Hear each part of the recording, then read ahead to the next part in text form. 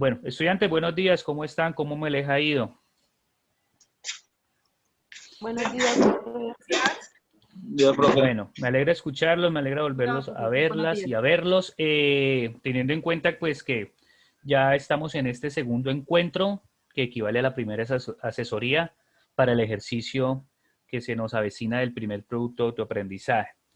Antes de eso me gustaría preguntarles si alguno trajo alguna lectura, si alguno trajo algún texto pequeño para iniciar nuestra clase. La vez pasada traje yo una lectura como para ambientar el proceso de la clase. Habíamos dicho que quedaba abierto el espacio. Si alguien lo trajo, bienvenido sea. Si no lo trajo, no hay problema.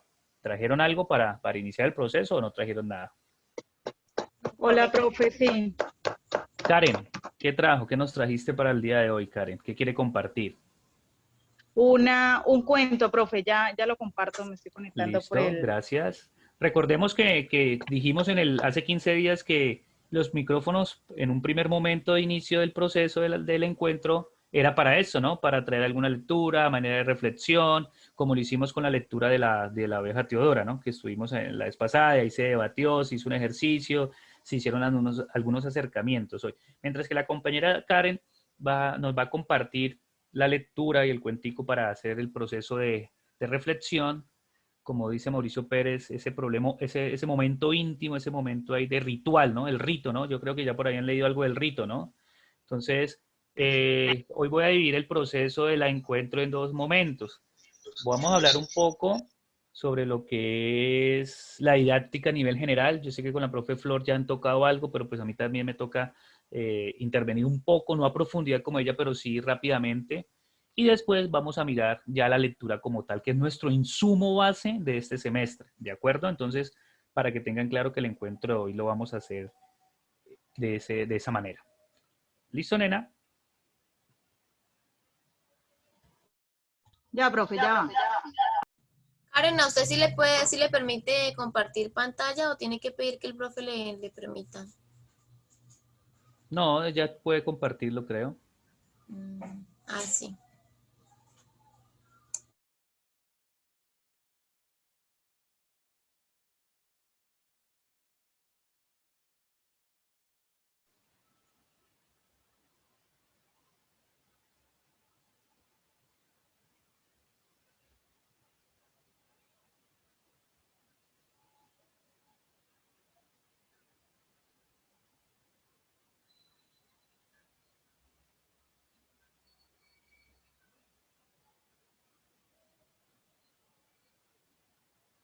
Si tiene sonido, yo no estoy escuchando, nena, por si de pronto no sé.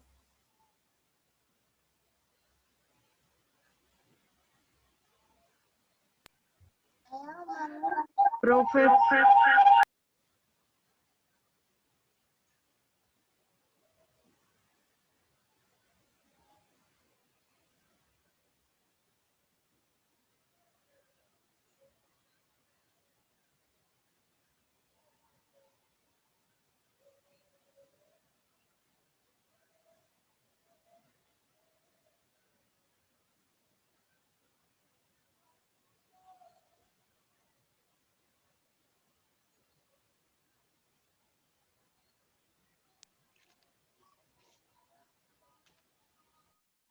profe, no sé cómo.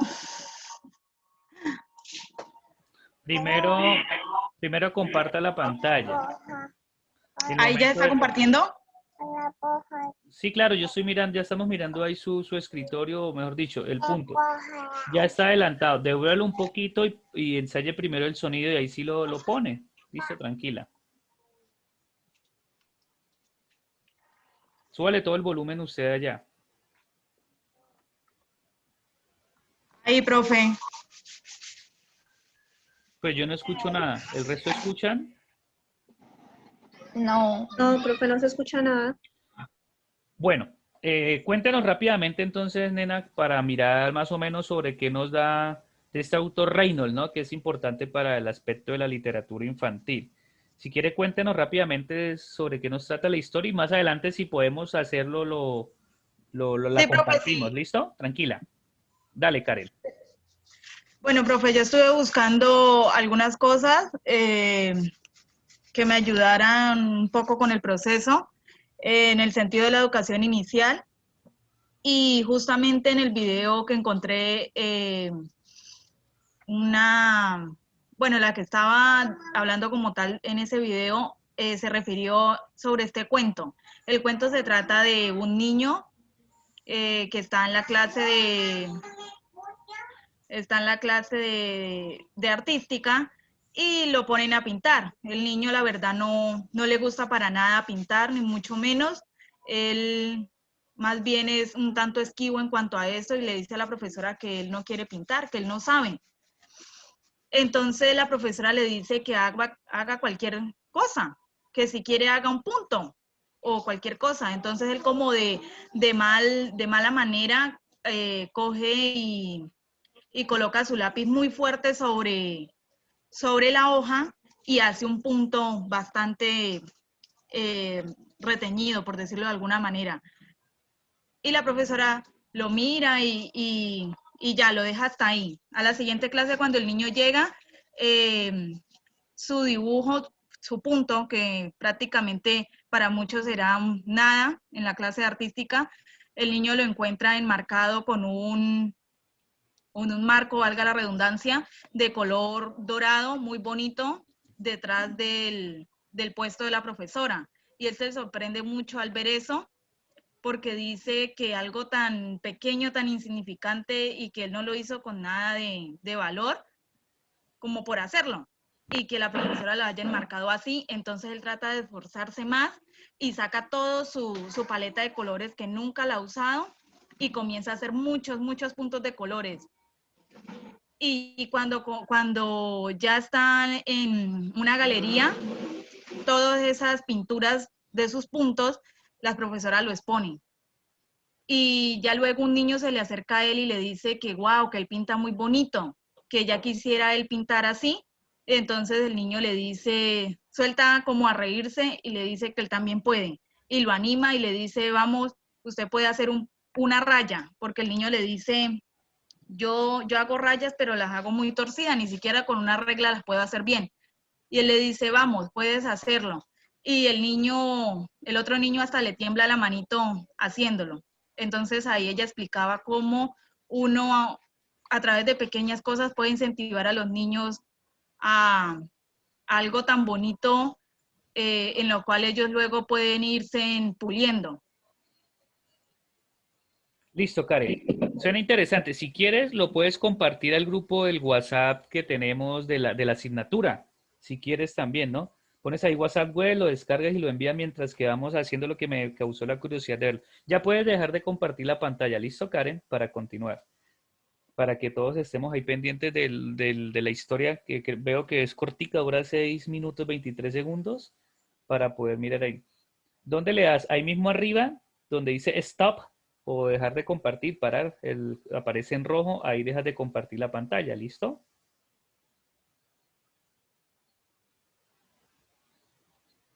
Gracias, Karen. Bien, entonces Karen, mientras que más ratico nos comparte el cuentico para mirarlo. Bueno, muchachos, ¿alguien más investigó algo, trajo algo así que de pronto nos pueda servir como para hacer este primer momento de rito, como nos dice el profesor Pérez en el diálogo que vamos a tener hoy? ¿Alguna historia, algún cuentico, algo? Si no, pues avanzamos. ¿Ninguna más? ¿O ninguno? Bueno, ¿quién? No, profe, yo por mi parte no solo compañero. Listo. Bien, entonces vamos a mirar un poco lo que es el proceso que les había comentado. Vamos a compartir la pantalla. Veo que hay 21 participantes el día de hoy. Está Diana, Camila, Daniela, Gina, Angie, Tatiana, María, Gabriela, Jensi, Angie Lugo, Angeli Murillo, Gerson Díaz, Eddie, Angie Zapata, Heida, Karen, Nelly, Alexis, Angie Gisela, Angie Caterina y Gustavo. Más ratico tomamos asistencia, ¿no? Porque pues nos están exigiendo mucho la asistencia a raíz de tanto inconveniente que se ha presentado y eso. Entonces yo sé que con ustedes en quinto ojalá no tengamos problemas con eso. Bueno, entonces vamos a mirar un poco el concepto de lo que es la didáctica, primero que todo a nivel general, que es lo que me interesa como para mirar cómo es este cuento de lo que vamos a hacer, qué es lo que vamos a hacer, porque empiezan ustedes a mirar en un primer momento la didáctica como tal. Y yo les preguntaría a ustedes, haciendo como un ejercicio de saberes previos, muchachos. Quien quiera participar, abre el micrófono y participa. ¿Qué entienden ustedes por didáctica? ¿Qué se les viene a la cabeza? Esa palabra que por lo general cuando usted se está formando como profe, nos la insertan y nos dicen, no, es que usted tiene que ser didáctico, usted tiene que ser aquello, usted tiene que ser esto, aquello. Pero muchas veces como que creemos que lo estamos haciendo de manera correcta, pero resulta que no, que por ese lado no era. Entonces, no sé, quien quiera participar, toma la palabra y vamos armando ese concepto. ¿Qué es didáctica para ustedes? Bueno, profe. Bueno, pues yo Bueno, entiendo, pues esto, por Vamos a darle didáctica, orden, tranquilo, vamos a darle orden. Va María y va Gerson, ¿de acuerdo? Y así sucesivamente, ¿de acuerdo? Dale, dale María y después Gerson.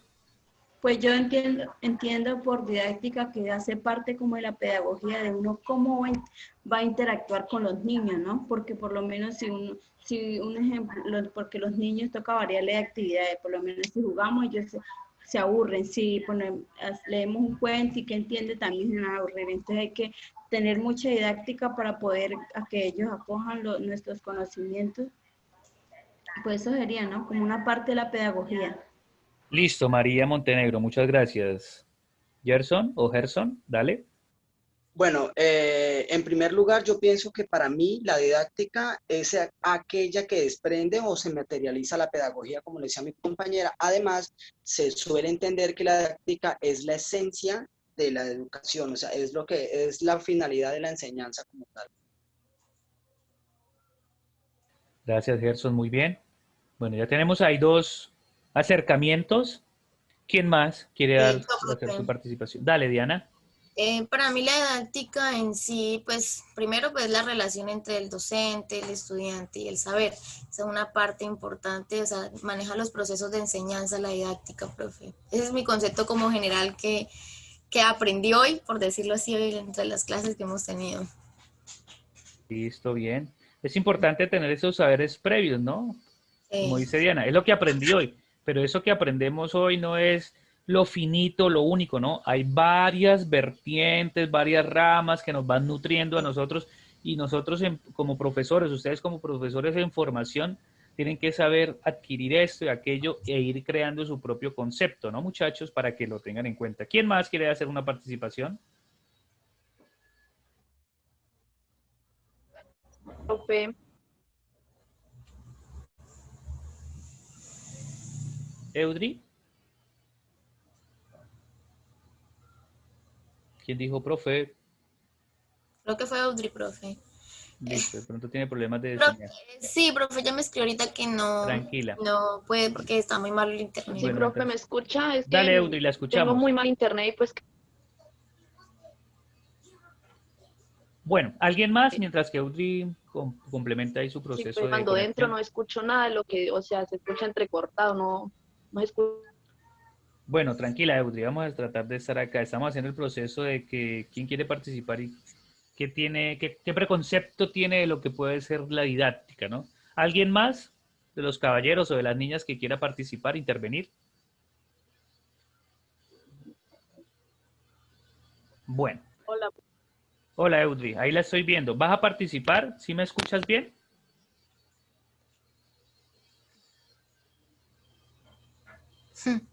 Bueno. No, hay mucha dificultad. Tranquila. Bien. Que tengo muy mal el internet. Sí, ya nos dimos cuenta. Tranquila, Eudri. Miremos un poco entonces. Ya les estoy compartiendo hoy la pantalla.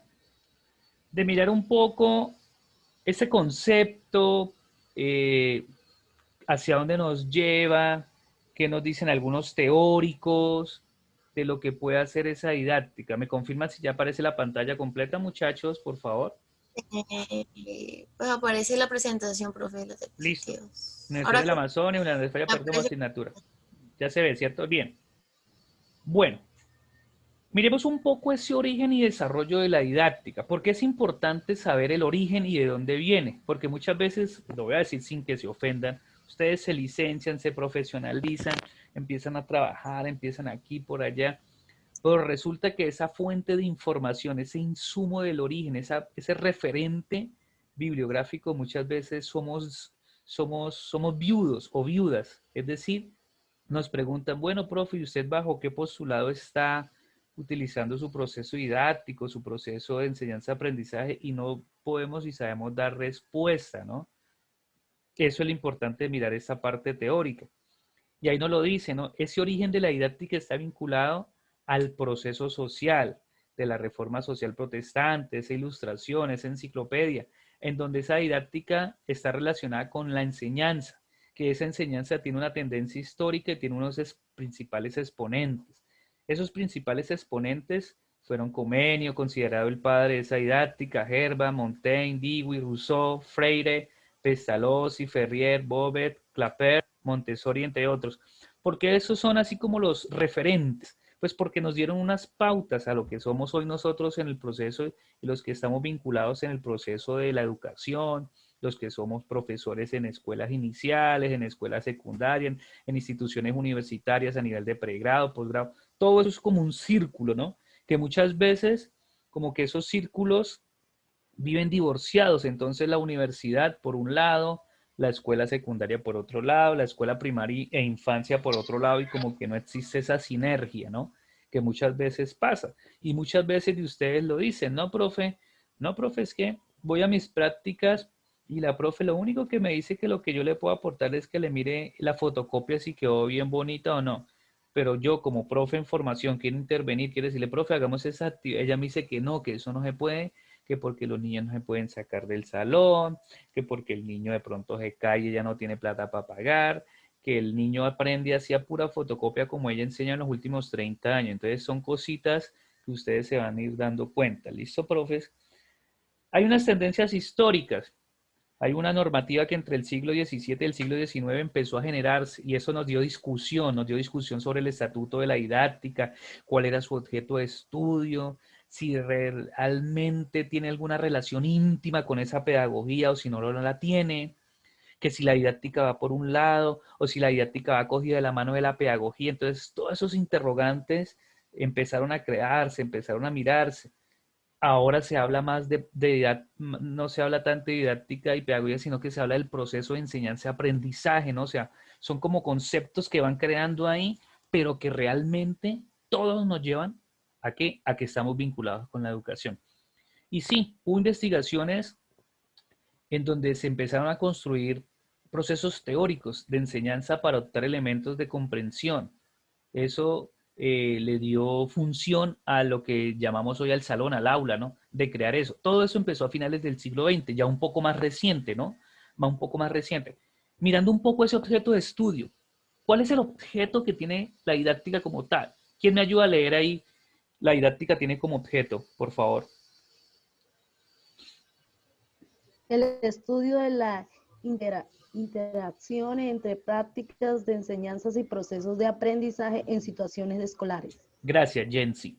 Ahí lo dice claro, ¿no? Hay dos palabras claves para mí. No sé ustedes qué piensen. Si pueden que sean claves, o puede que no sean tan claves. Proceso de enseñanza, lo que hablabas ahora, y proceso de aprendizaje.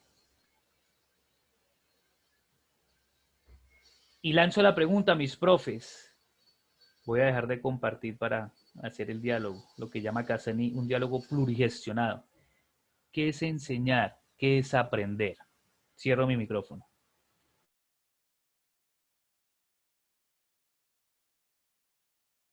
Bueno, profe, pues para mí aprender es aprender a aprender, ¿sí? Yo parto de la idea de que para uno aprender hay que saber aprender, ¿sí? No es simplemente uno adquirir algo y listo, lo que aprendí es como lo que, o sea, como muy pragmático. Simplemente me enseñaron esto, con esto me quedo y ya. Y como futuros docentes, aprender a aprender es saber, digamos, qué cosas considero necesario que el niño pueda adquirir, a través de qué estrategias considero que son, que se pueden hacer, cuáles otras no, cuáles me benefician y cuáles no. Pues desde mi punto de vista, para mí eso es aprender. Ahora, enseñar pienso que es el arte, digamos, yo creo que incluye mucho los tres pilares de la educación, ¿no? Saber hacer y saber ser. Pues yo pienso que simplemente enseñar es como el arte. Va como muy pegado de aprender, como entre conocimiento y Listo, Gerson, gracias. Dos elementos importantes que menciona el compañero, ¿no? Y los vincula mucho con lo que dice la UNESCO, ¿no? Con esos pilares de la educación, ¿no? Eso no nos lo inventamos en la Universidad de la Amazonia, en la Universidad Nacional, en los Andes, o acá en el programa de pedagogía infantil, no. Lo dice la UNESCO, ¿no? Que es a nivel mundial. Es una entidad bastante seria, muy estudiosa, en donde dice, sí, los tres pilares de la educación tienen que estar ligados con esto, esto y aquello, el saber ser, el saber aprender. ¿Por qué? Porque los estudiantes, sea en formación inicial, secundaria, universitaria, postgradual, debe tener un horizonte frente a eso. Bien, ¿alguien más quiere compartir qué es aprender, qué es enseñar? Desde su experiencia, desde su visión como futura profesora, como futuro profesor, de las experiencias que haya tenido al nivel institucional, por fuera, en la calle, en su casa. ¿Qué se les viene a la cabeza? Me gustaría escucharlos o escucharlas. Profe, pues, como era el compañero, o sea, para primero que todo, para uno enseñar, tiene que Profe, aprender. yo que... Dale, Jensi, Ah, no, después yo lo que Margeli, pienso. tranquila. Jensi, Margeli, tranquilas. Dale. Porque si yo no, o sea, si yo no aprendo, ¿cómo le va a enseñar a los estudiantes? Entonces, en ese proceso que nosotros estamos realizando, tenemos que saber aprender, y no solamente lo que ustedes nos dan a conocer, sino, como dice el compañero también, si se supone que esto es un trabajo autónomo, ¿no? Es lo que yo quiero aprender, porque si yo puedo estar acá todo el día, pero si no le pongo cuidado, voy a estar haciendo lo mismo. Entonces, es de saber aprender para así mismo enseñar. Porque pues yo no voy a enseñar algo que no sé. Entonces, tengo que primero pasar por el proceso de saber aprender para decir, ir a enseñarle a los niños de lo que yo sé. No puedo inventar algo, tengo que darle a los niños algo verdadero. No puedo ir a poner lo que yo creo, sino lo que se tiene como conocimiento y lo que he aprendido para sí mismo darle a conocer esa enseñanza a los niños. Gracias, Jensi. Antes de que intervenga Margeli, Jensi dice algo importante en esos procesos que desde que empezó la pandemia, recuerden que todo este proceso hay que relacionarlo. Ustedes dirán, uy, profe, sí, todo eso hay que relacionarlo, los niños, la educación inicial, la educación superior. Y Jensi dice algo importante, y me pasaba el semestre pasado con un curso que tuve por ahí en administración financiera, en donde voy a ser muy directo, yo no tengo pelos en la lengua, perdóname esa expresión. Me dijo una niña, profe, es que esta clase a mí me gusta. Y le, bueno, dígame por qué, profe, porque usted nos tiene la hora y media, 2 horas y nos entretiene acá y a mí no me aburre, profe, yo lo escucho y yo me quedo acá sentada. Me dijo, mi mamá me llama a desayunar y yo ni me paro, o como hacen algunos, cierran la cámara, traen el desayuno y van comiendo mientras que usted va hablando. No, a mí me gusta porque no me quiero perder nada de lo que usted dice, porque lo que usted dice hay veces que dice tips o claves que muchas veces queda uno perdido. Y me lo dijo una estudiante de administración financiera que me dijo, profe, yo no soy una lectora que me guste leer cosas, pero me gusta mucho investigar esto y aquello. Y es una niña por ahí de 21 años. Y me dijo, profe, y pues como yo estoy seguro que si yo me siento aquí desde las 7 de la mañana hasta las 7 de la tarde, tengo que ponerle cuidado a todos los profesores, y especialmente al de comunicación, pues porque yo sé que yo sentándome aquí voy a pasar la materia, me dijo ese día. Yo le dije, bueno, entonces usted, relacionarlo con lo que dice Jensi, o sea que usted cree que porque me escucha de 10 a 12 del día y usted me envía o no me envía de trabajo, usted va a pasar la materia. Entonces quedó pensando y dice, no, profe, pues uno, aparte de sentarse, pues uno, y ponerle cuidado, pues uno envía los trabajos, ¿cierto? Y le dije, claro, al principio creí que la niña me estaba mamando gallo, se les voy a ser muy sincero, o tenía algún problema cognitivo, o estaba haciendo la loca, pero no, resulta que era una niña. Al final me di cuenta en el día de la presentación del TIF que era muy, muy expresiva y hablaba y esto y daba datos y aquello y vivía muy bien dateada. Digo, profe, pero yo no soy de las de ponerme a leer un libro, ahí no. Yo el internet busco, investigo PDF y eso. Y sí, al final el proceso de la niña de escritura fue bastante chévere. ¿Por qué lo relaciono con lo que dice Jensi? Porque muchas veces esos procesos de enseñanza-aprendizaje, hoy en día, ustedes, yo y todos los que vienen atrás y van adelante, estamos metidos en esta onda. Que la plataforma, que el WhatsApp, que los videos por YouTube, que grabar las clases, que hacer esto, que hacer aquello. Ustedes no sé si los vayan a poner a hacer en la otra materia algún recurso virtual de aprendizaje, aprender a manejar EducaPlay, Lucicha, bueno, tantas cosas que usted dice, profe, pero es que yo pensé que lo que íbamos a hacer era acá, a que usted nos dijera, ¿qué hago para hacer didactizables y armónicas y saludables las clases de español para niños? No, también hay muchos elementos más, ¿no? Gracias, Jensi. Vamos con Margeli, porfa. Dale. Profe, pues yo iba a decir algo parecido a lo que dijo Jensi, pues yo iba a decir que pues yo digo que la enseñanza pues es lo que nosotros vamos a compartirle a los niños, o sea, nuestros conocimientos.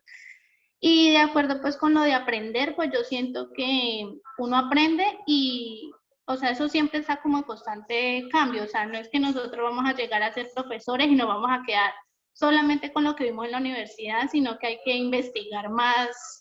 O sea, cada día hay que investigar más porque todo como que cambia, la rutina, las formas de enseñanza, pues todo eso va cambiando, entonces uno tiene que ir aprendiendo cada día más, uno no se puede quedar solamente con lo que ve en la universidad, digámoslo así, o sea, eso es lo que yo pienso. Margeli le agrega algo más a esos elementos de lo que estamos hablando, ¿no? Ojo, recordemos un poco, estamos hablando a niveles de didáctica, enseñar, aprender, ¿no? Profe, qué pena. ¿Me permite decir una cosita? Sí, espere, termino una cosita, Gerson, que dijo Mayerly, y ya le doy la palabra. Listo, tranquilo, dale, espere. Importante lo que dice Mayerly, ya le doy la palabra a Gerson. ¿Por qué? Porque sí, estamos tirados al cambio. El cambio. Entonces, el cambio del profesor es que, uy, profe, ya no puedo seguir utilizando la tecnología, me decía un día. Y yo le dije, bueno, ¿y usted qué tecnología usa? ¿Qué plataforma? ¿Qué herramienta, profe? ¿Qué está utilizando? Hot Potato, Lucidchart, ¿está utilizando qué herramienta? Digo, no, profe, la única tecnología es que nos trajeron un DVD, ya aprendí a conectarlo al computador y póngale películas ahí las 3 primeras horas a los niños. Ya eso es tecnología, ¿cierto, profe? Entonces, a mí me dio risa, yo le soy muy franco. Y le dije, no, profe, pues eso es tecnología, pero esa tecnología ya es viejita. Dijo, ¿cómo así? Dijo, ahorita hay muchas más otras cosas donde usted puede ser la protagonista, usted puede hacer su avatar. ¿Cómo así? ¿Qué es un avatar? Me empezó a preguntar, o sea, que no, que una figura, que eso. Entonces, la profe como que engomaba con eso, pero al final dijo, no, profe, eso es muy difícil. Que me gustaría volver a la presencialidad, ya no quiero estar más acá pegado a un computador tantas horas y eso. O sea, es lo que hizo un poco Mayerly y lo que dice Jensi, cómo generar esos cambios en los procesos de enseñanza-aprendizaje. Gerson. Bueno, sí señor, pues yo ya como más un aporte, digámoslo, desde tipo vivencial. Digamos, recopilando un poco lo que mis compañeras dicen, yo considero también que, digamos, muchas veces el docente, o por lo menos a mí me pasa que muchas veces estoy en un aula de clases y uno muchas veces aprende más de lo que aprende. Sí, los modelos pedagógicos que se utilizan ahora en los colegios es más que todo el tradicional. Y, por ejemplo, uno está enseñado a que en un aula de clases de preescolar, bueno, uno pasa el libro o como usted lo mencionaba ahora, que bueno, que uno les pasa una película o algo así. Entonces, eso en muchas ocasiones aburre tanto al docente como a los niños. Entonces, uno muchas veces de los gestos o de las actitudes que los niños hacen, uno puede aprender y uno dice, caray, uno de acá encuentro algo que me interesa que poder implementar en las próximas clases. Hacer que, porque ese niño se siente así y los otros se sienten de esa manera, entonces hacer de que recopilar como esas pequeñas emociones de cada niño y hacer que las clases sean mucho más significativas y más compartidas, tanto del docente como del estudiante, y que se sientan en un ambiente muchísimo más agradable. Y es de ahí de donde parte precisamente la didáctica, que uno al ver ese tipo de cosas, uno dice, no, pues tengo que hacer algo para que mi salón de clases, todos los chicos sean efectivos y las clases no sean muy aburridoras y muy monótonas. Gracias, Gerson. Aburridoras, la monotonía, modelos tradicionalistas que desafortunadamente todavía se ven en la escuela, ¿no? Que desafortunadamente todavía se ven en las universidades, ¿no? Sí. Entonces es como ese clip de querer cambiar un poco eso, ¿no? Personalmente, a mí me gustaría estar en ese momento con ustedes allá en el 5º piso, de pronto ya aguantando calorcito, estar aquí haciendo el diálogo, estar acá, eso, la interacción con ustedes y eso, pero pues la situación nos aboca a eso. Gracias, Profe, qué Gerson. pena, Jensi. hablando de eso, No, o sea, hablando de esto de mis compañeros, o sea, de que está hablando mi compañero, yo tuve dos experiencias así parecidas. una porque yo, o sea, el servicio social lo hice en mi colegio. En mi colegio yo me gradué en los Sagrados Corazones y fue un colegio de puras niñas. Entonces yo lo hice a preescolar, o sea, ayudando con las personas de primaria, preescolar.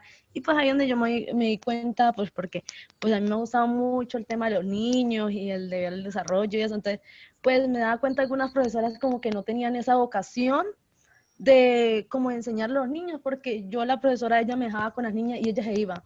Y le dejaba haciendo las fotocopias a las niñas y pues las niñas, ellas hacían desorden, pues que la niña después son chiquiticos, ellas ponían a jugar y eso, y pues yo a veces le hacía juego, la primera que termine tal cosa. Entonces las niñas, eso la animaba y ellas eso, pero bonito, y ellas hacían ahí sí las fotocopias, y la profesora llegaba y ya tenían la fotocopia, pero como esa falta, como esa vocación de enseñarle a la profesora a unas niñas de primeros que ya, o sea, ya tienen un poquito más de capacidad y todo, que un niño de preescolar. Entonces pues yo me ponía a analizar eso y en otro fue una experiencia mía, digamos, porque es por donde yo digo que eso va en el profesor y no, o sea, no necesariamente tiene que ir en el estudiante, o sea, porque si usted está pequeño, usted el estudio mucho lo ven como que, ay, qué cansancio ir a aprender, pero eso también depende en cómo le enseña el profesor, porque, digamos, y eso que me pasó ya grande, yo no sé, nunca me había gustado la química, no, o sea, el profesor que me lo había enseñado no le entendía, pero llegó una profesora y Dios mío, desde ahí me gustó la química, o sea, la forma en cómo ella lo enseñaba, en cómo lo explicaba a uno, de cómo, o sea, de ahí yo le cogí el amor a la química, a esa materia, casi todo no iba bien, pero porque la profesora tenía una manera, y eso que ella era de su genio, pero entonces ella sabía explicar, nos daba a llegar, y casi siempre nos salvamos de las evaluaciones porque entregábamos los trabajos bien hechos, pero era porque ella daba una forma de como uno decía, toca química hoy, y uno llegaba como con esa alegría al salón de la clase sabiendo que nos tocaba con ella, y antes a veces como que nos faltaba clase para antes uno querer terminar todo lo que ella nos ponía. Entonces era, o sea, eso también depende en cómo uno como docente le vaya a enseñar al estudiante para como que ellos sientan como ese amor o como esa atracción por el estudio y por aprender. Que eso depende, yo digo, no depende si le gusta o no le gusta, sino que el docente le haga gustar a uno o sea, el aprender. Sí, Listo, profe, Jensi. yo Gracias, muy también, amable.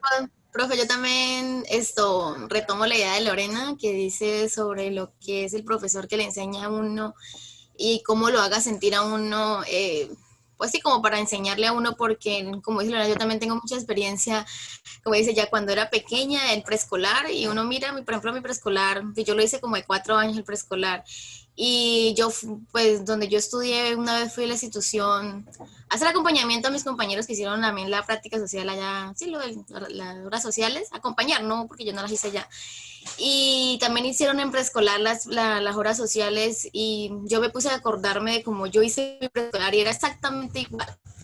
Nada había cambiado. Nada. Lo único, yo le dije, lo único que cambió aquí es que creo que antes habían juguetes para los niños y ya no les prestaban nada, o sea, eran si llevaban o no, lo único que cambiaron fue eso, el resto, lo mismo, los mismos docentes, la misma monotonía, sí, lo mismo todo, y ya pues uno mira que ese es el cambio que hace falta, porque como, o sea, eso es lo de siempre, como dice como yo, todo lo tradicional.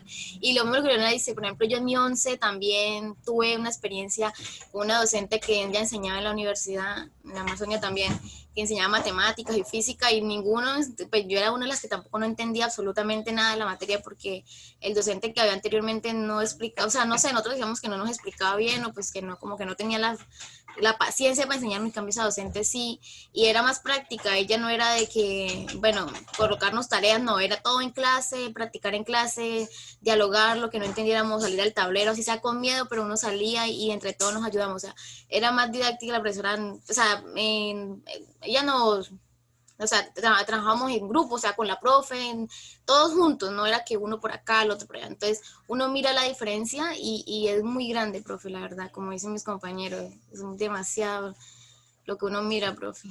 Listo, Diana. ¿Quién quería hablar? Qué pena. Profe, que yo iba a decir también algo sobre lo que eran las muchachas. Yo también me acuerdo cuando era pequeñita, y es que yo creo que es que por eso, o sea, yo cuando era pequeñita me enseñó una profesora y pues no, era lo normal, como lo tradicional. Y hace poquito, o sea, ya tengo 27 años y pues la profesora todavía enseña, y entonces yo digo que son personas, o sea, ya debe estar pensionada, ¿no? Entonces se quedan como ahí, no le dan la oportunidad a los nuevos docentes, entonces, o sea, nuevos docentes vienen con otras perspectivas, ¿no? porque pues a nosotros nos están enseñando de manera diferente. Y pues por eso no le dan la oportunidad a otros. Lo que pasa es que, decía el profesor Elías Tapiero allá en la maestría, allá en la universidad, no es que eran O pues tiempos yo siento mejores, así. sino que son situaciones que nosotros como actores de cambio tenemos que hacerlos, ¿no? Diferente. Angie Luna pidió la mano para cerrar esa primera intervención, esas primeras intervenciones. Sí, profe, para contar una experiencia que tuve cuando envié a mi hija por primera vez al preescolar, con ella me pasó algo tan triste que fue que la profesora, la niña nunca se empuercó y el cuaderno era impecable.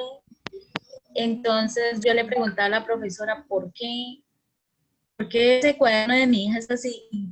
O sea, como que allá en la clase me le hacían la tarea para que el cuaderno, allá en el jardín, como para que el cuaderno fuera hermoso y en el momento de la clausura fuera algo espectacular.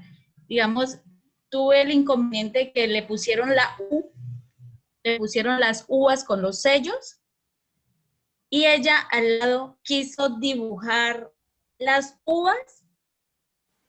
Y lo que hizo la profesora fue arrancarle la hoja y volvió y le puso el sello y solamente coloreó las hojas, ¿sí? Y desde ahí esa niña jamás me quiso volver a dibujar. ¿Por qué? Que porque eso era feo, que porque la profesora no le gustaba, que porque el cuaderno se le dañaba, que porque la profesora le decía que el cuaderno tenía que ser hermoso. ¿Sí? Entonces me parece algo totalmente triste porque pues siento que me la frustró, ¿no? Bueno, importante lo que nos menciona la compañera Luna y creo que muchos tenemos algunos aspectos porque recuerden que el momento de iniciar el proceso en primera infancia es clave, ¿no? Es clave poderlo mirar. ¿Por qué? Recuerden, los niños en esa edad son los niños más frágiles y los niños con los que usted le da para que continúe o le quite. Ahora vamos a mirar un poco eso. Hay que mirar algunas dimensiones dentro de la didáctica. Hay una dimensión política, una dimensión práctica, holística, es decir, un todo, teórico, histórica. ¿Por qué hablamos un poco de esos aspectos? Bueno, ya no sé, bueno, ¿qué tiene que ver la política, el proceso de la práctica, el proceso teórico? Sencillo, muchachos, porque no podemos ser agentes de didáctica si no inmiscuimos nuestro proceso político, perdón.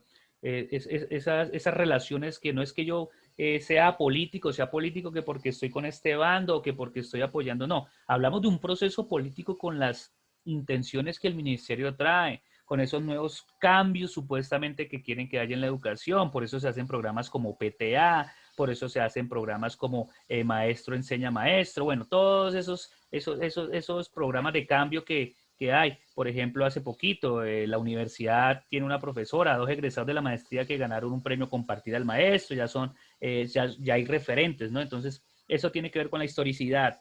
Y con esa parte teórica, no podemos desconocer a los teóricos de la didáctica, de las prácticas, de los procesos de enseñanza y aprendizaje, muchachos. No nos podemos hacer los locos, hay que tenerlos claros para poderlos evidenciar, ¿de acuerdo? Un momentico que no me sigue avanzando. Bien. Perdón.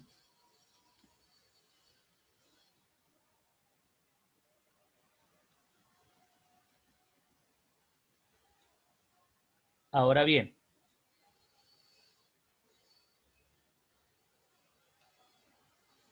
después de esas dimensiones, tiene unas relaciones. Es decir, ya nos metemos un poco con esa teoría de la didáctica y esta tiene unas relaciones con la cultura y la sociedad, los productos de la actividad científica y las pedagogías y el currículo. Ojo, esta parte de la cultura y la sociedad.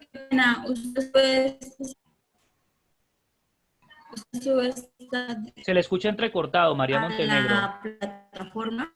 Sí, claro, todo este material que estamos viendo hoy no está en plataforma, pero apenas termine el encuentro, yo lo subo. Sí, claro, yo todo lo subo después de que hagamos el encuentro. Listo, entonces, me voy a enfatizar un momento acá en la parte de la cultura y la sociedad. Lo vinculo con la lectura de Mauricio Pérez. ¿El entorno sociocultural para el niño es importante o no es importante, muchachos? ¿Qué piensan ustedes? Vuelvo y pregunto. ¿El La entorno parte, sociocultural es importante para el niño de primera infancia o no es importante y por sí, qué? profe, sí es importante. ¿Por qué? Señor. Pues es importante porque primero que todo hay que tener en cuenta que los niños, o sea, siempre se ha dicho que los niños viven en diferentes contextos y cada uno tiene una cultura, cada uno maneja una cultura y está dentro de una sociedad cada uno. Porque no es lo mismo, como yo leí por ahí en una lectura de didáctica de la profesora de teoría de la enseñanza, hay una lectura que hablaba un mensaje que decía que no era lo mismo, no era la unidad suya, profe, no era lo mismo esto que un niño, o sea, que un niño viviera en el campo y que una familia viviera, por decirlo así, en la ciudad, o que manejaran los hábitos de lectura y que otros no manejaran los hábitos de lectura. Y pues teniendo en cuenta eso, se va a ver reflejado que unos niños van a saber leer más o van a poder manejar más la escritura o sí, o la oralidad, o van a saber interpretar imágenes diferente a los otros. Entonces, todo eso va enmarcado de que es importante tener en cuenta esos aspectos, conocer a los niños dentro de, pues conocer la cultura, la sociedad donde ellos están, porque pues así mismo es que uno va a aprender a enseñarle a los niños o va a saber qué hay que enseñarles también. Porque muchas veces uno le dice a los niños, bueno, vamos a aprender a enseñarles esto y lo otro, ¿no? Por ejemplo. Y de pronto el niño conoce aún más de lo que uno ya les dice, o ya tienen un conocimiento previo y uno cree que no, porque de pronto no conoce los hábitos en los que el niño está o donde él está. Entonces, eso hay que tener muy en cuenta, profe. Listo. Y yo le agregaría a Diana que ese de los puntos, el mismo profe, el mismo gobierno, el mismo coordinador, el mismo rector, el mismo entorno, muchas veces se hacen los locos con esos entornos socioculturales, con esos entornos sociales, con esos entornos familiares de donde viene el niño, ¿cierto? Y un ejemplo claro lo hacen esas pruebas externas, las pruebas saber de tercero, quinto, séptimo, noveno, 11. Y algo muy coloquial que leí una vez en una revista, en un artículo que nos decía, y yo pienso que ustedes van a acertar que es cierto, en donde un niño en una prueba de tercero hace unos 3 o 4 años de una zona rural, creo que era el departamento del Chocó, el departamento de Antioquia rural, ojo rural, pero bien adentro, en donde le hacían una pregunta y venía un dibujo, y un dibujito, y aparecía como una especie de carretera, y en la carretera venían las rayitas en el centro amarillas que comúnmente hay en las carreteras, ¿cierto? Y le hacían la pregunta al niño, este dibujo, ¿cómo lo entiendes? Justifica tu respuesta. Y entonces el niño dijo, yo veo 2 rayas blancas y una raya amarilla. Y el niño escribió, veo 2 rayas blancas y una raya amarilla. Otro niño de otra institución, del aspecto urbano, dijo, es la carretera que pasa yendo para mi finca, yendo para tal municipio. ¿A qué voy yo?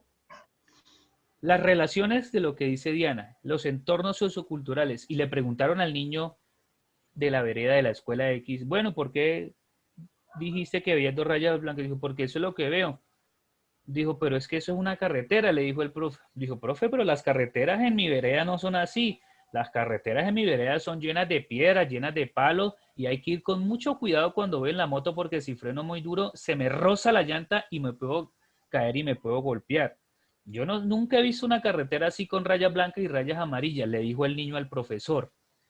Entonces el profesor entendió, dijo, uy, si el contexto de las mismas pruebas que el gobierno postula y construye, que muchas veces las construyen los mismos profes, pero con esos inconvenientes, dan a entender que un niño, esa respuesta hay que valérsela como correcta, porque es cierto. Y el niño dijo, profe, yo nunca he visto una carretera ahí. Es más, yo nunca he ido ni a la ciudad, profe, si acaso bajo el pueblo, pero como en el pueblo también las carreteras son destapadas. Entonces, sí ve a lo que nos llevan los contextos y lo que dice Diana y Pérez lo menciona. ¿Es importante el contexto cultural y social del niño? Sí. Hablemos de estratos. ¿Es lo mismo un niño de estrato 0 o 1 que estudia en una ruralidad a un niño de estrato 2 o 3 que puede y tiene la posibilidad de estar en una escuela, así sea una escuela pobre en una zona de conflicto urbana? Jamás. Lo mismo y las mismas situaciones se ven en algunos aspectos. Bueno, avancemos entonces. Otro aspecto importante que vamos a mirar acá. ¿Por qué enfatizo mucho en la cultura y en la sociedad? ¿Por qué? Porque esos aspectos van a ser claves para lo que viene más adelante del primer trabajo. Sí, profe, ahí habla de cómo el mismo juez lo dice. Exacto, y esa es la respuesta. ¿Cómo influye el enfoque sociocultural, profe? Sí, señorita. Bueno, para ir avanzando entonces, esas dimensiones creo que ustedes ya las tienen claras, ¿no? En donde tenemos el conocimiento, que es como esa fuente informal, perdón, como esa fuente formal que nos lleva a un todo. Y si ven las flechas que van hacia un lado y que si van hacia el otro, ¿no? Ya ustedes en sexto semestre, quinto, perdón, hay gente aquí en noveno, otros semestres, que saben qué es lo que nos indican las flechas, ¿no? Que se retroalimentan, ¿no, muchachos y muchachas? Entonces, ese conocimiento se retroalimenta del maestro, el maestro se retroalimenta del estudiante, el estudiante se retroalimenta, pero hay una interacción didáctica, perdón. Entonces, ese contexto escolar que vemos ahí a un lado y ese contexto en el aula, ¿no? No es lo mismo el contexto escolar que el contexto en el aula. ¿Qué es el contexto escolar? Ese contexto escolar es apenas el niño entra por esa puerta, por ese portón, por ese cerrojo, por ese broche de esa escuela. Que si la escuela tiene techo, que si no tiene techo, que si la escuela tiene casetas, que si no tiene, que si tiene restaurante escolar, que si no lo tiene, es ese todo. Que si tiene 1 o 10 baños, es eso, ¿no? Todo ese contexto en donde puede que haya un celador. ¿Aló? ¿Me escuchan? ¿Sí me están escuchando? Qué pena. No, sí, es que digo que es como la infraestructura del colegio. Sí, exacto. El contexto escolar. Eso es el contexto. Y ya el contexto en el aula, profes, es lo que vimos a nivel interno.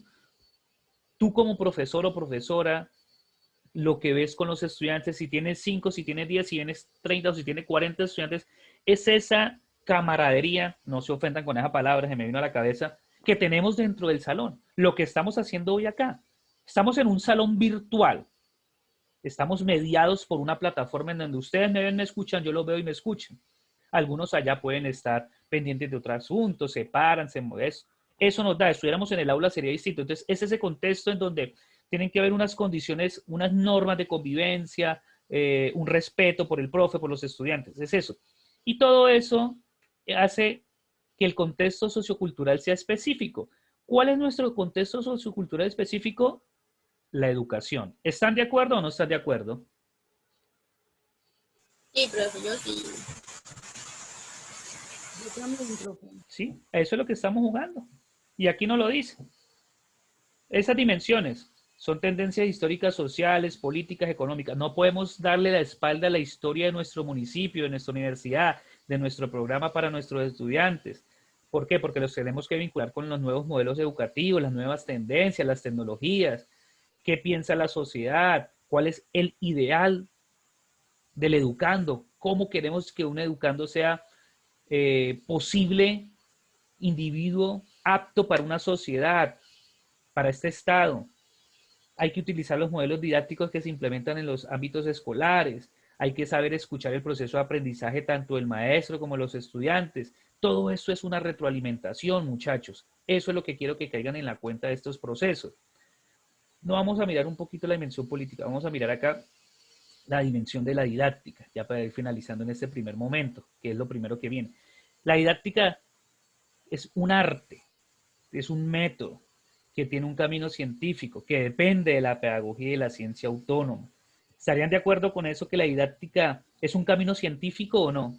¿Se hace ciencia con la didáctica? Claro que sí, se hace ciencia. Con lo que ustedes van a estudiar, con las secuencias didácticas que ustedes montan, con los problemas que van a tener, con las consecuencias. Habrá profes que le digan que sí, habrá niños que les quieran colaborar, habrá niños que no, habrá niños que nunca se le van a poder conectar si es virtual o se le van a poder asistir a hacer los trabajos si es de manera física. O sea, eso es lo que quiero que tengan en cuenta, ¿no? Que esa didáctica es un método y se liga con el arte, para que lo tengamos en cuenta, ¿no? Y la última que quiero que miremos, que me parece importante, es este principio. No son uno, son muchos, pero pues al final podemos mirar qué nos pueden dar, que es como la esencia de lo que es la introducción. Por eso les digo, con la profe Flor también han visto unos aspectos importantes. El carácter educativo de la enseñanza, ese es un principio fundamental de la didáctica. Es un carácter científico, de asequibilidad, es decir, donde todo el mundo tiene derecho a estudiar, Todo el mundo tiene derecho a que en la escuela, así sea la escuela más lejana, tenga su profe, tenga sus estudiantes, tenga las condiciones, que haya un equilibrio entre la teoría y la práctica, que es lo que tratamos de hacer ustedes. Nosotros les damos teoría, pero los otros profes les dan práctica, ¿cierto? O nosotros les damos práctica, pero también les damos teoría. El principio importante que tiene Mira, que ver con la conciencia y el activo del proceso. Y el último es de la posibilidad de la reconstrucción de los conocimientos y el desarrollo de las competencias y habilidades y hábitos, el hábito que usted tiene como profe. ¿Cómo la ven, muchachos? Si nos acercamos un poco a lo que queremos y ya tenían algo en la cabeza de lo que puede ser ese proceso de didáctica, obviamente, aquí lo estamos mirando desde un punto de vista teórico, pero recuerden que eso va con un proceso práctico, pero recuerden que eso va con un proceso metodológico. Si nos ubicamos un poco, sí. bueno. Ahora, bien, 3 minuticos para mirar el video. ¿Ya lo miraron el que nos vio la compañera? ¿Lo pudieron ver o no lo pudieron ver? Ella lo compartió, pero no lo hemos visto. Bueno, 5 minuticos para que hagamos el video y avanzamos, ¿de acuerdo? Listo, profe. Vamos preparando la lectura de Mauricio Pérez. Vayan buscándola ahí. Voy a mirar yo el videito también.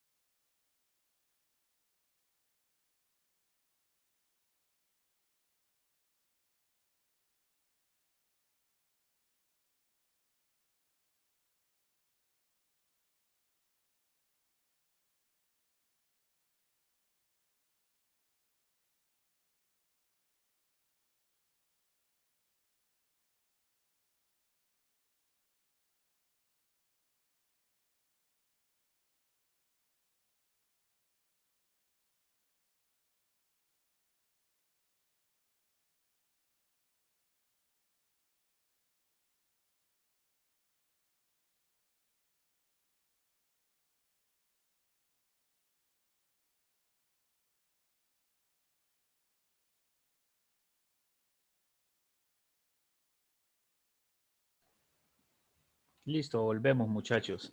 ¿Qué tal el videito? ¿Cómo lo ven? Ya Bueno, entendimos profe, más de lo que trataba, profe. O sea, es Ya mucho ahorita sí mejor entendimos bien mirarlo. la idea, ¿no? Sí, Señor. Entonces, nos muestra ahí cositas ahí que muchas veces como profes, como que nos equivocamos, como que esto y nos deja una gran lección. Entonces ya completamos un poco y como profe, que sí, hay cambiamos la mirada de lo que como teníamos, ¿no? con lo que Dime, comentó Jensi. la compañera, ¿se acuerda que la profesora le arrancó la hoja a la niña y que la niña, o sea, eso no lo puede relacionar con eso, porque la profesora en vez de ayudar a que la niña, pues, o sea, siguiera creciendo, dibujando y haciendo las cositas como ella pudiera, porque obviamente, pues, ellos van empezando, uno tiene que pulirlo. Entonces, ahí él nos da la demostración, o sea, el videito, porque pues la niña no tenía ni idea de qué hacer y aparte que no le gustaba. Pero vea, con un punto llegó antes a darle el ejemplo a otro niño también para que comenzara también a dibujar y hacer lo que, o sea, sentirse seguro de lo que no antes no se sentía seguro. Listo, gracias. Bien, vamos a mirar entonces ahora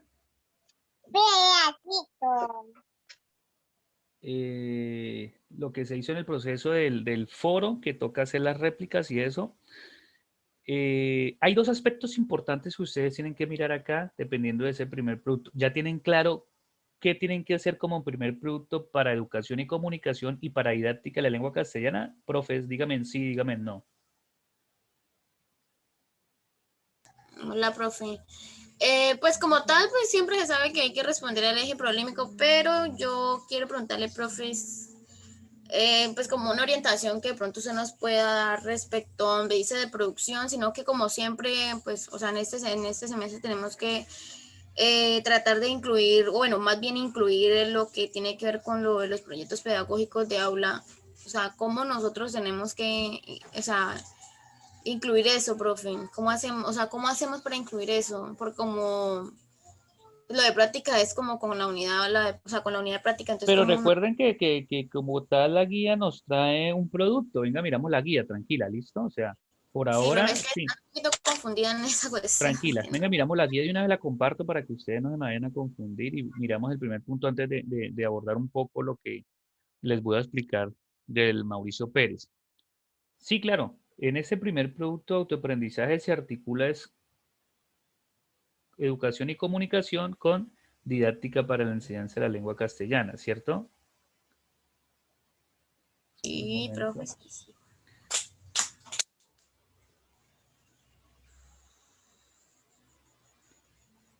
Creo que esta guía la tengo es en Word.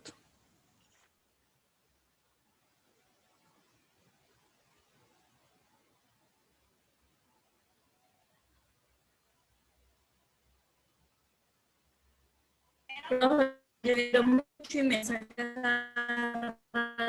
de la sala.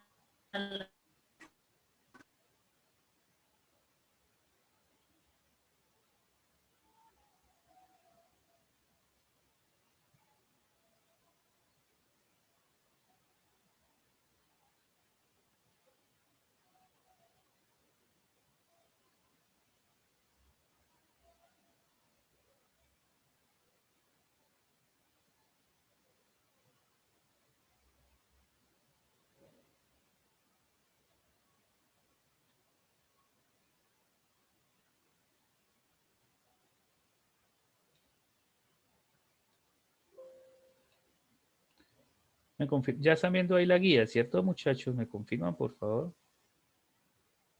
Está Apenas cargando. está corriendo. Listo, No, tranquilos. está cargando.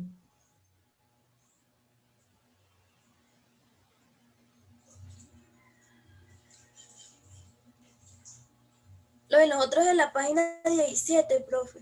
Sí, ya la tengo acá. Bien, ahí está. Bueno, ya empezamos a mirar la primera lectura que unos me preguntaban en el transcurso de que, profe, la otra lectura no. Vamos una por una para no cogerlas todas al tiempo, pues porque me interesa que esta primera parte, como les digo, es la fuente esencial, ¿no? Actividades de producto. A mí me interesan más las actividades de producto.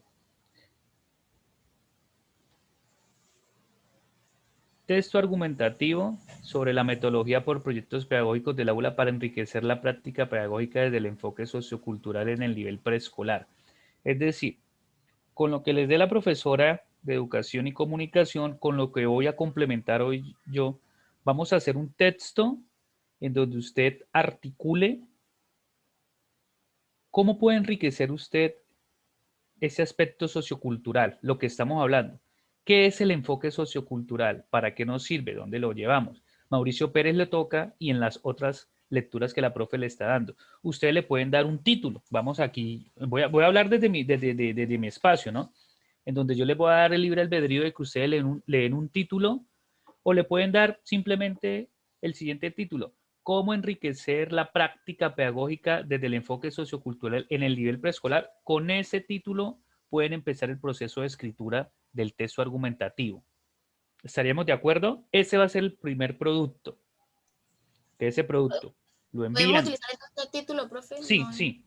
Pueden utilizar ese título. Ese producto, recuerden, van para la educación y comunicación y van para mi clase de didáctica. ¿Estaríamos Sí. de acuerdo? Sí, señor. Profe, una pregunta y a mí, ¿A mí que qué? yo no estoy con la otra profe. Pues nena, usted me entrega el trabajo a mí. No hay problema, tranquila. Ah, bueno, pero solo basado en su área. Sí, pues porque si usted no ve insumos de la otra, pues tiene que tener en cuenta insumos que yo le doy. Que de pronto le va a tocar referirse a los otros insumos, me imagino que en algún momento, ¿no? Pero por ahora, pues vamos a hacer eso. Entonces, ¿estamos de acuerdo que este es el producto que van a realizar? Listo. Sí. Dígame sí, dígame no. Sí. Señor. Listo, muchachos. Bien, entonces ya están ubicaditos para que tengan en cuenta. Entonces, ahora sí vamos a mirar lo que la fuente de información número uno, que es la lectura de Mauricio Pérez, nos tiene. Y es importante que ustedes sepan desde este momento que él es uno de los referentes a nivel nacional más importante en cuanto a lo que es la estructura didáctica de la lengua para primera infancia. Por eso se hablan de los ciclos. Este primer apartado es el ciclo número 1, que es primera infancia. Hay ciclo 2, preescolar, primaria, bueno, entonces, pero por ahora vamos a ver. Entonces, hay algo importante. Esta impronta del ciclo, aquí vamos a hablar. Infancia y construcción de sujeto. Hablamos aquí de grado preescolar, primero y segundo. En este primer aspecto es la estimulación y la exploración. Ahí dice primero, sí, pero mira, aquí nos coge qué grados son. ¿Sí estamos ubicaditos? Entonces, esa primera columna es la que nos la vamos a ingeniar, vamos a mirarla y es esta primera columna en donde nos habla de preescolar, primero, en donde tiene unas edades, ¿no? Edades de 5, 6 y 7 años. Recuerden que ustedes se van a titular como licenciados en educadores infantiles o pedagogos infantiles, pero ustedes tienen la posibilidad de ser profesores desde preescolar hasta grado quinto, ¿no? Yo quiero que ustedes tengan eso claro, por eso es la importancia de eso. Por eso se habla de estimular y de explorar. ¿De acuerdo? Bien. Ahora,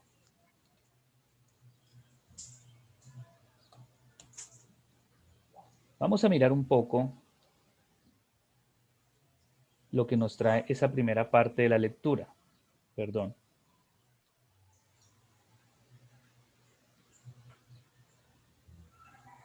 Nos vamos a ir a la página 29, que son los componentes. Y hay componentes esenciales.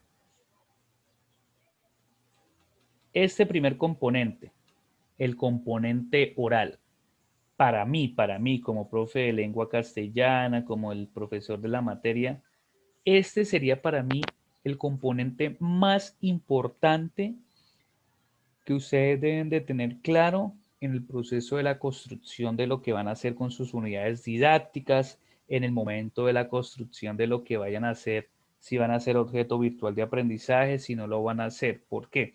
Porque ese lenguaje oral, como lo dice Mauricio Pérez, es construir y dejar que el niño genere su propia voz, se identifique, que él construya su participación. Y ahí hay un ejemplo muy claro. El niño empieza a construir su propia voz y sus propios procesos de comunicación desde el momento en que la mamá le dice vaya, haga un mandado a la tienda y le dan una lista que traiga un pan de 500, una gaseosa y 1,000 pesos de salchichón o 10 huevos. Esa lista ya él le empieza a generar un proceso de comunicación asertiva, un proceso de un entorno sociocultural, un proceso en donde el niño empieza un proceso de comunicación. Ay, profe, pero es que el niño del preescolar él todavía no identifica ciertas sílabas, no identifica las vocales. Eso no lo creo, porque él ya está en capacidad. Y algunos de ustedes que son ya mamás o ya han tenido la experiencia se pueden dar cuenta. Abro el debate frente a qué piensan de este lenguaje oral que se tuvo que haber leído y que en algunas, perdón, que ya tienen que empezar a procesar y que algunas y algunos se acercaron en los foros, en el foro, perdón. ¿Estaríamos de acuerdo con lo que dice Pérez o no? ¿O cómo lo plantea él?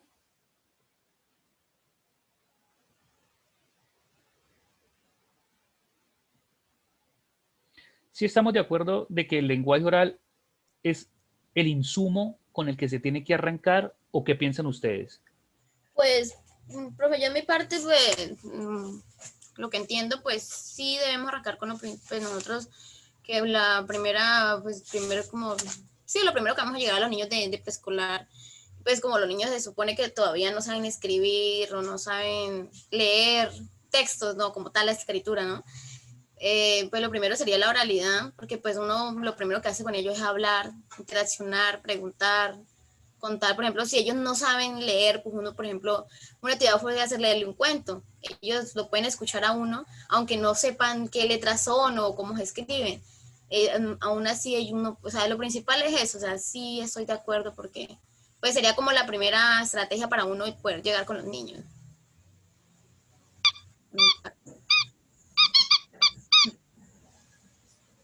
Profe, desde mi punto de vista también yo estoy de acuerdo porque durante todo el proceso del niño, lo principal que uno hace es la comunicación con él en la parte oral. El niño aprende a hablar por medio de escucharlo a uno. Exacto. Y esas situaciones de repitencia, llamémoslo así, de empezar a decir, por ejemplo, lo primero que repiten los niños y los seres humanos son las groserías. Los que ya son mamá o han experimentado eso, ¿cierto? En donde de pronto decimos palabras como marica, HP o algo. Los niños tienen esa tendencia a repetir esa parte. No porque sea grosería, sino como dice la compañera Karen, y comparto el pensamiento de la repitencia. Es decir, si yo le enseño a mi niño buenas palabras, a decir buenos días, puede que lo haga, puede que no lo haga. Las groserías, ¿por qué? Porque es un común denominador en nuestros hogares. No se quieren decir ahorita que no hay que decir groserías, ¿no? Yo no creo que si usted se golpea el dedito pequeñito del pie con la pata de la cama, diga, ay, Dios mío, me he golpeado mi pequeño dedillo. Dios mío, Profe, yo quítame sí este lo hago. dolor. ¿Me hago entender? Lo primero que viene es el madrazo, ¿cierto? Eso es sincero. Entonces, y los niños por lo general siempre están muy cerca de nosotros cuando están pequeños. Entonces, hay que saber manejar algunas cosas. Entonces, la oralidad, lo que dice Pérez y Catalina, es frente a eso. Ahora bien, ese proceso de la comunidad educativa, ese proceso del desarrollo social, ese proceso del desarrollo cultural, ¿cómo lo pueden evidenciar ustedes?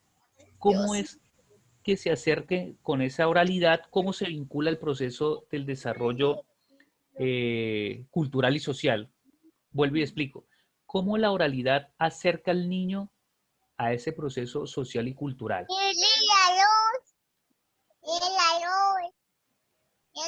Daniela. Pues puede ser por medio de la interacción que ellos tienen con los demás.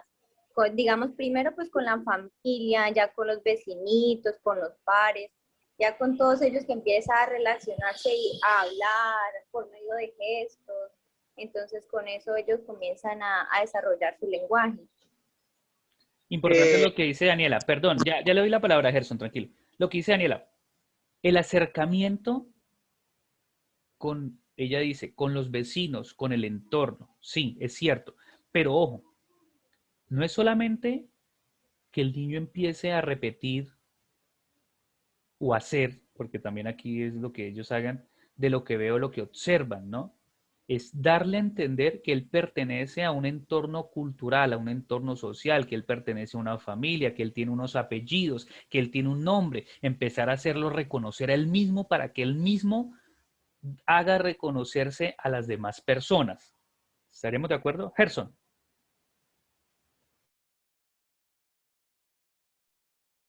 Bueno, profe, una vez una profesora, bueno, yo ya tuve la experiencia de estar en un aula de clases y nos decía que un niño es ser proactivo, ¿sí? Lo leí también en una lectura muy interesante. El niño tiene que ser proactivo con cualquier de sus actividades, no necesariamente, como precisamente el objetivo es identificar la competencia comunicativa. Entonces, el niño, aparte de que se relaciona con su contexto, es como un entorno social que se trabaja de la parte de manera individual y de manera social para llegar a su propio entorno. Los niños se interactúan entre ellos mismos, hacen su proceso de lenguaje entre sus coetáneos, o sea, entre sus mismos niños, ellos mismos interactúan, ellos mismos a través de, no sé, de la pintura, a través, o sea, buscan como esas formas de comunicación, porque recuerdo mucho con algo que la chica dijo, que Karen creo que es, dijo en cuanto a la repetidera del tipo de palabras. Recuerdo mucho que una vez estaba en un salón de clases, estábamos trabajando la parte de la familia y hice una pequeña actividad en torno a la parte de la, dibújeme su entorno familiar. Y una niña me dibujó su papá, su mamá, su niño, pero dibujó a alguien muy triste o yo decía, pero ¿por qué haces eso? O sea, no necesariamente, y era una niña muy callada, no necesariamente ella hablaba, sino con sus gestos o simplemente con su forma de coger el lápiz, con su forma de pintar, con su forma de hacer, o sea, expresaba muchas cosas. Entonces, a raíz también de las propias vivencias de ellos, uno puede interpretar las necesidades a las cuales pretendemos llegar y a través de diferentes actividades tratar de incentivar el desarrollo de esto. Algo importante, interesante y muy valioso que nos dice Gerson, ¿no? El trazo, el lápiz, la pintura, que con el profe Vergara, creo que este semestre o el otro, incentivan eso. Obed, lo escuchamos, Obed, y queremos verlo. Gracias. Sí, profe, unos días que está cayendo un aguacero aquí en Montañita y tengo el celular, por eso me acerco a la cámara. Pues tengo en el foro, aporté algo sobre el lenguaje desde lo social y cultural, que está visto como una práctica en la que todos los lenguajes, pues ahí ya sabemos que los lenguajes está el oral, el gestual, el escrito, el literario, y también está el lenguaje por medio de la danza, de la música y los dibujos, que es pues como con el que los niños más se conectan, y cumplen una función social y académica. Entonces, más o menos eso es lo que, desde ese punto, bro, y compañero. Gracias, Obed. Una función social, Obed lo dice. Les pregunto yo, profes, ustedes, nosotros como profesores, ustedes como profesores en formación, ¿sí hacen una labor social y la cultura de la oralidad nos ayuda o no nos ayuda?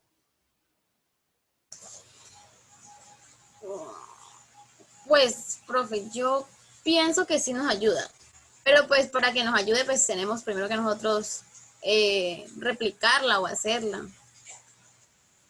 A ver, una preparación, claro, una ¿cierto? preparación primero para hacerla, porque como usted nos decía, profe, en la primera clase, que lo de la lectura que nos hizo, que tuvimos la clase, o sea, tampoco no podemos leerle a un niño cualquier lectura, ni leer de pronto algo que, pues de pronto que ellos no entiendan o que no sea para las edades de ellos, porque pues siempre hay que procurar a que la lectura que se haga, pues sea del interés de ellos también y que les sirva para algo para ellos, ya sea para personalmente o para que ellos lo hagan dentro de una sociedad, de pronto dentro de un grupo de amigos, o de pronto uno enseñándole a los niños que ellos vayan y repliquen esa información en la casa, porque muchas veces eso pasa, que los niños le cuentan algo en el colegio, una historia, y ellos vienen y lo cuentan, y a veces uno escucha, no, esa historia no debe haberlo contado porque era de pronto no era para la edad.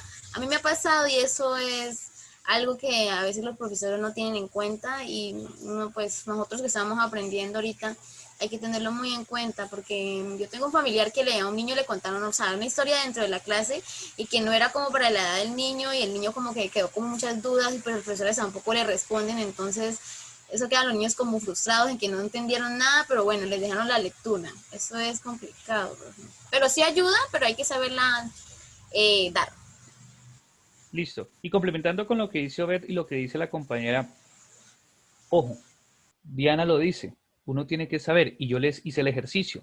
Yo les dije a ustedes, mire, esta lectura tan esencial sobre Teodora, la oveja Teodora, unos dijeron, sí, profe, yo se las daría a mis niñas de preescolar. Primero otros dicen, no, profe, yo le cambiaría algunos términos, le cambiaría el final. Yo les decía, los finales felices no siempre van a ser, y desde muy pequeños hay que hacerle entender a los niños, no es que todo el mundo vaya a ser infeliz, ¿no? Hay cuentos donde explican, por ejemplo, conceptos como la muerte para los niños, ¿no? Muchas veces a nosotros desde pequeños nos dicen, no, es que se murió, y uno todavía no entiende el concepto de morir, de fallecer, ¿no? Ya a medida que uno va creciendo y pendiendo y eso, y esos temores de ver la muerte de cerca muchas veces como que son los que hacen pensar un poco al ser humano sobre lo que realmente estamos y para qué queremos. ¿Qué más nos dice Mauricio Pérez en esa primera parte de la oralidad? ¿Quién quiere hacer alguna aportación? ¿Quién tiene alguna duda? Ya tenemos algo claro, que la oralidad es la esencia o la fuente o base fundamental para el proceso de lo que ustedes van a desarrollar, que hay lecturas, que hay autores, que hay cuentos, que hay que saber escoger las bibliografías, ya eso lo estamos compartiendo. Él nos da ejemplos, él nos dice que los niños desde su entorno social y su entorno cultural empiezan a ser agentes de oralidad o agentes de habladurías. Cuando yo digo habladurías es empezar a preguntar por qué sí, por qué no, y por qué, pero por qué no viene. O sea, ustedes las que son mamás o han tenido hijos o los que son papás y están cerca o de pronto tengan algún sueño, ustedes se dan cuenta que los niños empiezan a preguntar a la edad de 3, 4 años, ¿y por qué? ¿Y para qué? ¿Pero por qué eso? ¿Pero por qué aquello? O sea, y eso no es de Sí, gratis, profe. es un proceso, ¿cierto? Y él lo menciona ahí con otras palabras. El yo decirle a mi niño de 4 o 5 años con un papelito, vaya a la tienda y me trae eso, ya es una responsabilidad que usted le está dando, pero que le puede dar una medida, en donde ya el niño empiece a tener claro y a identificar que, lo que voy a traer es un mercado, voy a traer el chocolate y el bizcocho o el pan del desayuno, qué sé yo, son ejemplos que me vienen a la cabeza que dan pie para que el niño empiece a interactuar dentro de ese entorno sociocultural. ¿Estaríamos de acuerdo, muchachos? Sí, profe, sí. ¿Qué más aportaciones les tiene? ¿Qué dudas tiene esa primera parte de la lectura? Vuelvo y les digo y les voy a dar un tip porque hoy han estado participativos. La primera heteroevaluación virtual va a ser de esa única lectura. ¿Estamos de acuerdo? La de Mauricio Pérez y Catalina Roa. Ahí les doy ese dato como para que lo tengan en cuenta. De esa lectura van a ser las preguntas que voy a sacar. ¿Listo? Como para que lo tengan en cuenta y no lo echen en saco roto. Bien. ¿Qué otras dudas, qué más aportaciones nos deja la lectura? Profe, compañero, Obed, lo escuchamos. pues como lo que me quedó de la lectura, pues ya lo dijo usted, lo primero que entendí es que pues la primera y privilegiada prácticas del niño son el lenguaje oral, ¿no? Y desde eso también tenemos que saber que el niño antes de llegar a las aulas ya viene como con su vivencia en la oralidad, que es la que ha visto en el hogar por medio pues, del acercamiento con los padres, con los hermanos, con los vecinos, ¿no? Y de ahí ya nosotros como docentes, en nuestra tarea de docentes, tenemos que diseñar unas prácticas y un repertorio de situaciones didácticas atractivas y retadoras para que el niño impulse lo ya vivido en la oralidad, pues, y su desarrollo sea mejor, ¿no? También otra partecita que me interesó fue que decía que nosotros como docentes no tenemos que dar una enseñanza homogénea. Lo que entendí es que no tenemos que dar la misma enseñanza en general para todos los niños porque cada niño viene con su cultura, con su religión, y es muy diferente a los demás. Entonces toca como conocer el contexto de cada niño y asimismo ir dándoles lo que necesitan para que puedan mejorar. Ahí también pues mostraba un ejemplo de una profesora que hizo como un taller y miraba las necesidades, las virtudes de cada niño y asimismo hizo una actividad en el salón a los que iban más avanzados en cierto punto, los puso a que les enseñara a los otros y eso funcionó. Entonces, pues eso es lo que me quedó ahí, pues, mi compañero. Sí. Listo, Beth. Sí, la lectura plantea una actividad de una docente que hace con un grupo de estudiantes. Sí, yo sé, yo leí esa parte que plantea. Y esa parte que hace, profe, la docente en esa lectura es algo muy bueno porque tiene en cuenta los conocimientos que tienen los niños, el nivel de conocimiento que tienen los niños. Y si no estoy mal, si no recuerdo mal, a lo último creo que la docente hace como una actividad en conjunto, o sea, como para que los niños, por ejemplo, si yo sé más, entonces yo le enseño al otro lo que yo sé y así viceversa. Es lo que al último creo que la docente hace, que es algo que me gustó bastante, porque primero ella miró quién sabía más, quién esto y lo otro, formuló actividades y al último recopiló todo eso para que todos ayudaran entre sí. Eso es algo, creo que un punto muy bueno para uno. Saberes previos se llama eso, ¿no? Que tenemos que Sí. tenerlo en cuenta dentro del inicio, el desarrollo y el desenlace de la clase, ¿no? Que eso ustedes dentro de la secuencia didáctica tienen que empezar la mirada ahí de una manera bastante importante, muchachos. Algo importante que les voy a mostrar acá, que es un cuadrito sobre algunos procesos básicos de lenguaje oral y posibles énfasis en cada grado. Como nosotros estamos viendo la didáctica para la enseñanza de la lengua castellana en primera infancia y alcanzar un poquito de primer grado, pero más que todo en primera infancia, esta parte es como el insumo básico.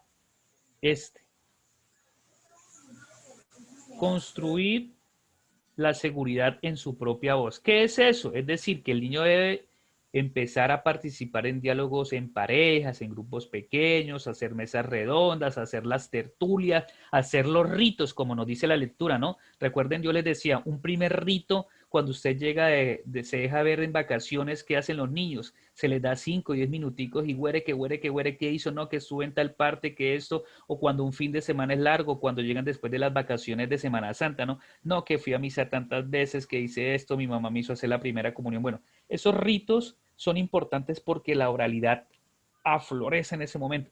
Y ustedes mismos en la universidad lo hacen. Imagínense qué tanto van a hablar ustedes el día que se vuelvan a ver de manera física en las aulas en la universidad, por ejemplo, ¿cierto? Y él lo dice, son pautas para construir reglas, para que se interactúe, para que aprendan a tomar la palabra, respeten el turno de la conversación, guarden un silencio activo y se convierta en un silencio supremamente activo de levantar la mano y querer participar, escuchar para comprender, hay que empezar a formular preguntas, pedir aclaraciones, preguntar. Ojo, yo quiero hacer una aclaración en esta parte porque no quiero que nuevamente caigan en el error de muchos semestres pasados en donde creen que lo único y grave que se evidencia es que el niño tiene que aprender a tomar el turno, alzar la mano y pedir la palabra. No, eso no es lo único. Hay muchas cosas más que simplemente pues el autor nos da estas o esta, pero ustedes pueden investigar muchas más frente a esa. ¿Por qué esta es la más importante? Porque el niño tiene que aprender a formular, a indagar. O ustedes quieren un niño que trague entero y que usted le diga, siéntese derechito todas las 4 horas de clase y no se mueva, niño. O quiero que solamente, como dijo la compañera Luna, no, es que quiero que me coloree lo que está dentro de las uvas, no me haga nada afuera.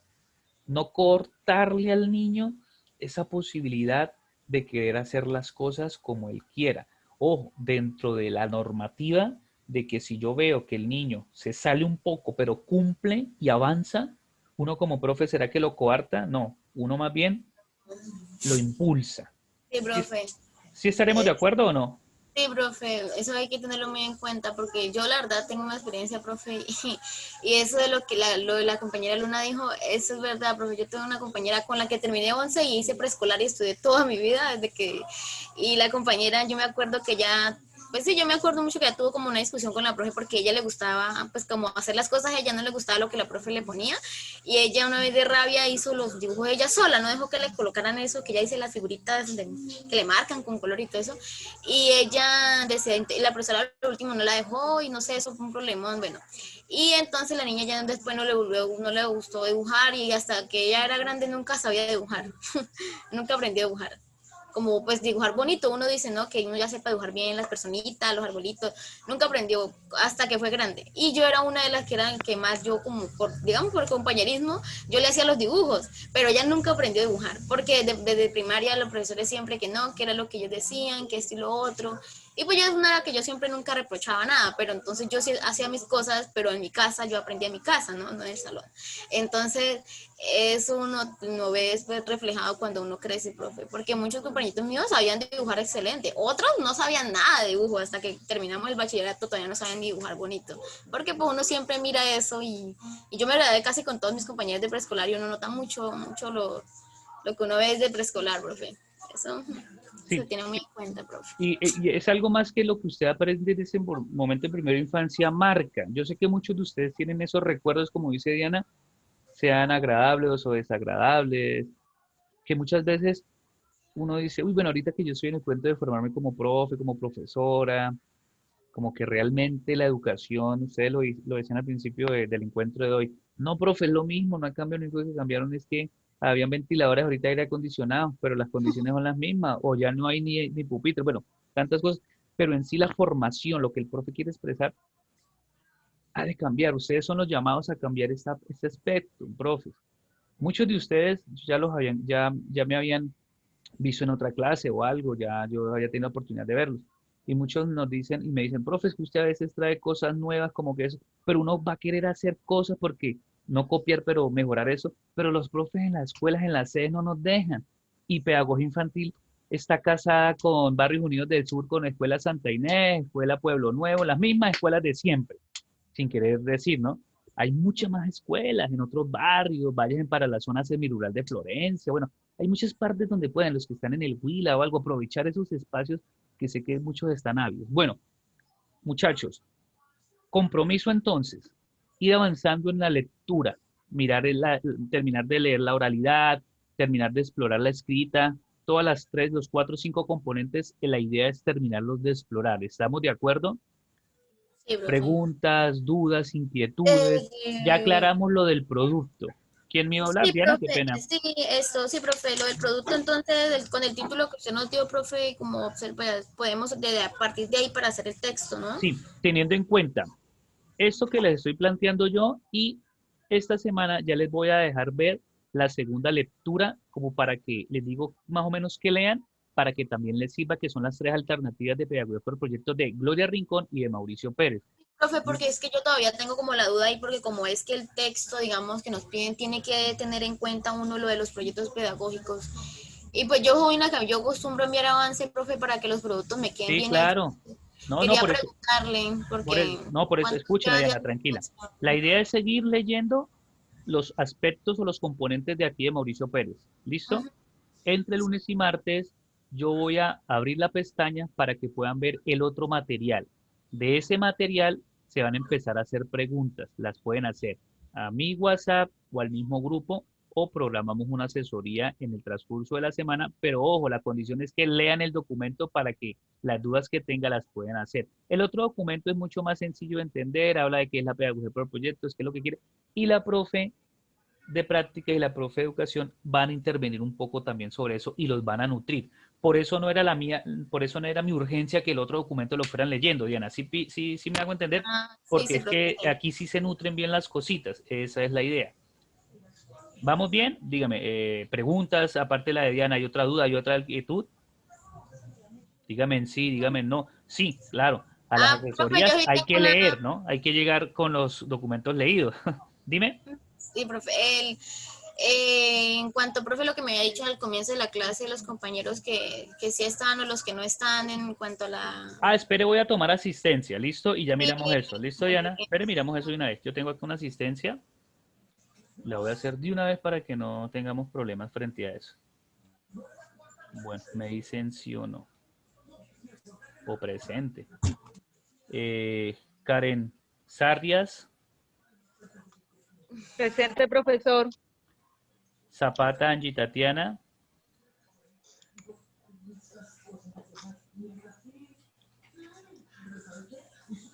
Vargas Angie Gisela. Sí. Gracias, sí, aquí está. Moreno Silvia Daniela. Presente, profe. Judy Gabriela Camayo.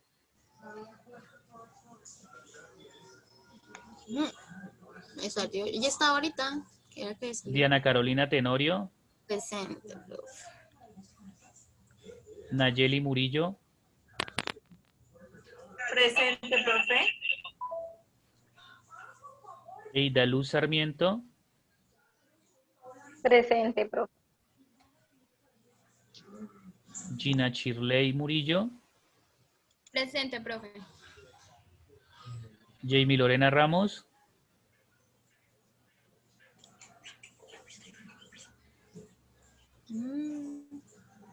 Ya Camila no está, profe. Bueno, ahorita confirmamos. Camila García. Presente, presente. Gustavo Alberto. Presente. Angie Piamba. Presente. Obed. Nelly Joana Castillo. Presente, profe. Listo, Obed. Nelly Joana Castillo. Presente. Margeli Muñoz. Presente, profe. Jaira Alexis Mendoza. ¿No está Jair? Paola Andrea Cuellar. Ya no está, profe. No sé si ella se comunicó con usted, que ya está No sé, enferma. no he mirado el correo. Ah, ya me acordé, sí. Ya le envié, creo que le escribió el WhatsApp, profe. Sí, Jensi, sí está. Yuli Vanessa Lara. No, ella tampoco no está, profe. Ella me escribió, creo que fue ayer, que había tenido un inconveniente y le tocó viajar a Neiva. No estoy Dígale mal, que fue pilas me porque el encuentro pasado tampoco estuvo. Listo, tranquila. Gerson Alexander. dijo. Urgencia, me dijo. Gerson sí está. Eudri sí está. Juliet Lugo sí está o no está. Presente. Amparo Rodríguez.